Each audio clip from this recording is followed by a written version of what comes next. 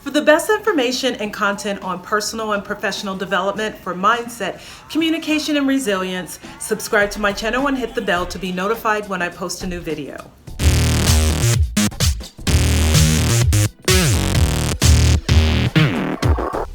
In my practice as a counselor hypnotherapist, over 60% of my clients come to me because of anxiety that stems from the people pleaser syndrome. By the end of this video, you will know if you have the need to please, and I'll give you 10 of these keys or tips that you can use to break, chop down that need to be nice and liked.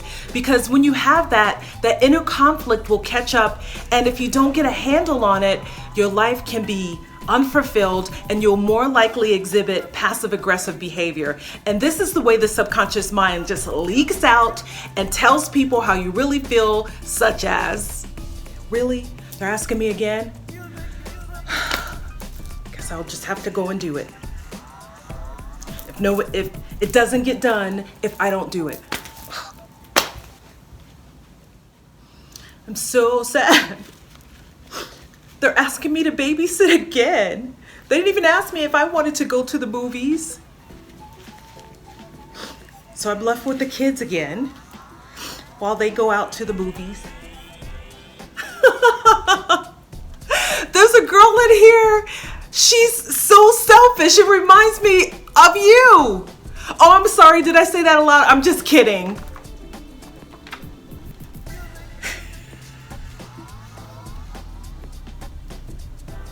Does really remind me of you. Kind of selfish.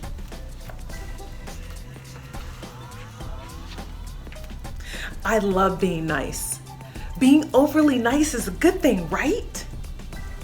The need to be nice or likable may seem harmless at first glance, doesn't it? Everybody likes you, you get along with everyone, you get lots of friends because you always say yes. You're seen as not having problems or being able to always go with the flow. Sounds good, right? Sure it does. That's if it's your true nature and if there's no secondary gain. If that's the truth, then hallelujah, that's your truth. But most people, it doesn't work like that. When it comes along with having to be seen as nice and likable, even when you don't want to be, sometimes you do a lot of sacrificing. You put others' choices and wants and needs before your own. You say yes when you don't want to. You invite in the ability to be taken advantage of. Your own personal needs and wants are overlooked, and you are seen as the one that's overtasked, the one that's overburdened and overwhelmed. So ask yourself, are you actually being your authentic self? Some people may look at you as not having courage or being too soft, when in fact, you may be courageous and ambitious. However, each time you have to choose between your personal goals and not being liked, you will slow down to a crawl to be seen as likable. The anxiety that builds up when you think you are seen other than nice or likable is more powerful than the need to be right or to be your authentic self. You actually justify your actions to please others in order to dwell safely within your comfort zone of niceness. Then comes the inner conflict, the self-loathing or the blame you place on others for doing something wrong to you. Imagine a leader with this syndrome, a teacher, a parent, a manager with the need to be seen as nice and likable. What kind of leadership is that? How effective are they in leading? Whomever they're leading will like them for sure, yet they probably won't respect them, at least not in the way that it's needed, not in a way that will help all involved to be most effective. You might be saying, I'm a really nice person, I'm a good person, but why do I feel so bad about myself? Well, when you allow others to step outside your flimsy boundaries or disregard you, you're seen as accommodating, agreeable, and likable, and so on. Yet inside you boil with rage and low self-worth. You may find yourself complaining, feeling sorry for yourself, feeling helpless, or even angry. You take your frustration out on others, talk behind the perpetrator's back, take digs at them when you can, and secretly even hate them. If an unkind word or how you really feel leaks out, you immediately apologize. I have a question for you. What do you believe about yourself that causes you to behave in this people-pleasing way, which attracts others that see you the way you want to be seen, yet you still don't feel good? Think about it. Here's the thing. How you view others is a direct reflection of how you see yourself. You may not be the cause of the actions that others take, yet you allow it to be present in your life. You allow it in. You allow in what you think you deserve. Being nice seems like a nice way to get what you want, right? That's what you would think.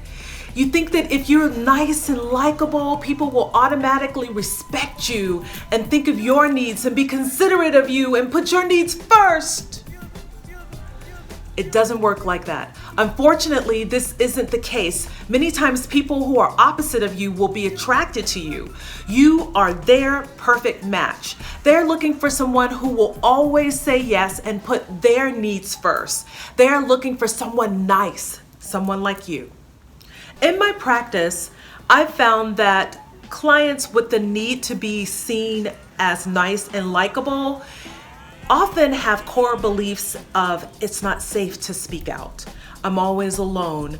I'm abandoned. I'm not good enough, or I'm ugly or unlovable. What they believe about themselves causes them to feel anxiety or pressure or other unwanted feelings that they experience from being rejected long in the past, from childhood. To block the negative emotions that come up from the negative core beliefs, they go into a sort of emotional survival, and that is when they begin to be nice and agreeable. And this is their tool to consistently try to straighten out or fix their beliefs about themselves. If you identify with what you've heard so far, you may be asking, how do I change? What do I do about it? Well, when you change your belief, you can change your life. The need to be seen as nice and likable so that you won't be yelled at or punished or ignored is no longer relevant. It probably came from childhood when you were feeling like you had to be good so that someone can acknowledge you. You can release that now. The following keys are to help you believe that you have worth. And that is a beautiful gift from God that no one or nothing can change. These keys are to help you say no easier and to put you first, to take care of your own needs while still considering others. My hope is for you to use these keys to become a happier, healthier, more fulfilled person and begin to attract others that see you as you really are, someone who's worthy of love, respect, and consideration. Key number 1, stop saying I'm sorry. Vow right now to practice go a whole day without saying the word, excuse me, I'm sorry, pardon me, none of that. Even if someone bumps at you, maybe instead you can go, hey, I was standing here. And perhaps for a change, someone will beg your pardon. Key number 2, start standing up for yourself right now. Be honest with everyone about how you feel. Come from a place of love and assertiveness instead of aggression or passive behavior or passive aggressive behavior. If you want to know more about these behaviors, you can check out my video on being assertive that I will link in the description section. Key number 3, practice saying no. Just say it and move on. Avoid elaborate justifications and stick to your guns. People will actually respect you for it. If it seems hard for you, try phrases like, no, that doesn't really work for me, or no, I think I'm gonna pass this time, thanks for asking, or that doesn't really work on my schedule. You get it, right? Keep practicing. Key number 4 is determination. Try your hand at being more determined instead of changing your attitude or position on something. If you have an opinion, say it. Your friends will probably appreciate the extra input when it comes to choosing a movie, where to eat, where to vacation. What you want is actually important. Key number 5, high five. This one I love because I get to bring my daughter Jasmine into it, and she's really wise at this. That means taking a moment to consider what's being asked of her before she actually gives you an answer. I can say, Jasmine, do you want to go to the movies? And she will say, what's playing? No, I don't want to see that. I'll pass, Mom. And I respect that, so I just move on. So practice taking a moment to consider what's being asked of you before you say yes, so there's no regrets later. Key number 6, get a life, get a hobby, do something for you so that you're not available to people all the time. Do something that you like for you. Key 7, practice being assertive.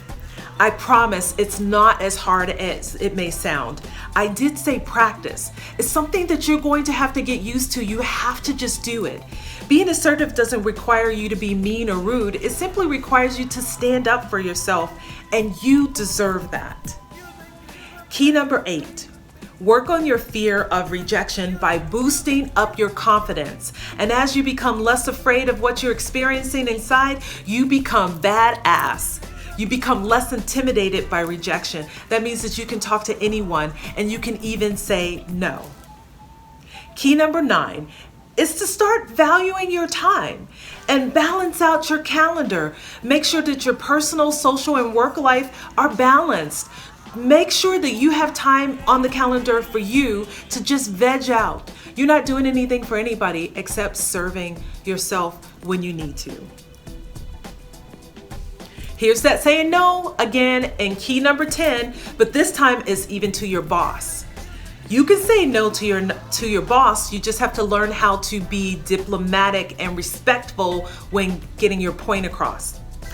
One of the things that I teach my clients to do is say things like, I already have competing priorities, and I'm not sure if this is in the best interest to add another assignment on what I already have until I finish the others. You've got this. I know you do. I believe in you. If you like this video, please let me know by liking it below and subscribe and share it with your friends. Comment below with the word helpful if this video was helpful to you in any way. And if you want to begin your journey away from people pleaser syndrome, you may want to start with being more assertive. You can download my free worksheet to help you get started. The link is in the description. Also, consider joining my Facebook community where I share up-to-date coaching tips to help you develop personally and professionally in the areas of communication, mindset, and resilience.